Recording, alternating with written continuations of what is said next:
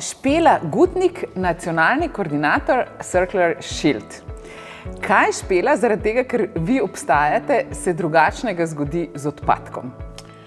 Tako je, v občinah, kjer deluje komunalni snovni krog, se embalaža Tetra Pak zbira in reciklira s prav posebnim namenom, da se predela v higienski papir, ki se potem vrne nazaj v javne ustanove in v podjetja v tistih občinah, kjer je bila ta embalaža zbrana.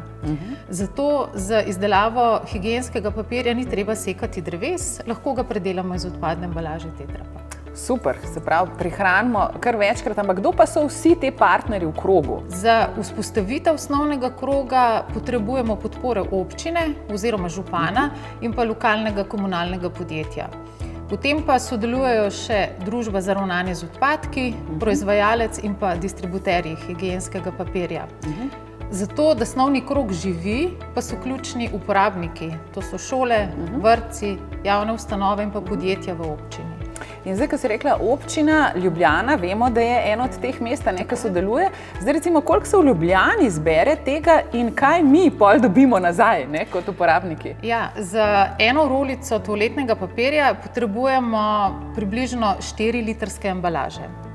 Samo v Ljubljani smo pa do danes v predelavo poslali že preko 650 ton odpadne embalaže.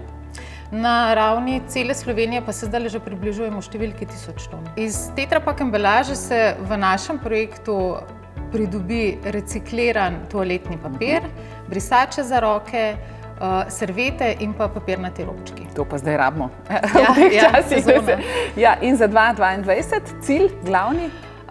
Naši načrti so vključitev novih občin, vključitev novih uporabnikov. Tam, kjer smo že aktivni, bomo pa občane izobraževali o pravilnem ločevanju odpadkov in v bistvu krepili zavest o tem, da so pomemben del krožne prakse.